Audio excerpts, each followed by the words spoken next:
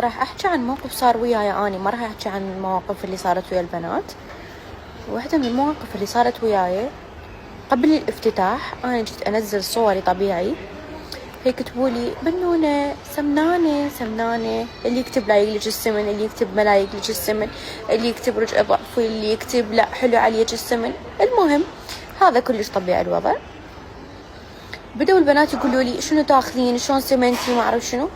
أنا بالنسبة إلي وحدة ما تحب تطلع أي شيء عن حياتها الشخصية غير اللوك، غير إنه أنزل لكم وين أروح وين أجي، مكانات أنصحكم بيها، عطور أنصحكم بيها، محلات، ملابس، لوك يعني. بس غير هذا أي شيء عن حياتي الشخصية ما أحب أطلع على العالم. فاللي كل اللي صار إنه أنا لا أخذ شيء دا يسمني ولا أخذ أي شيء من هاي الأمور.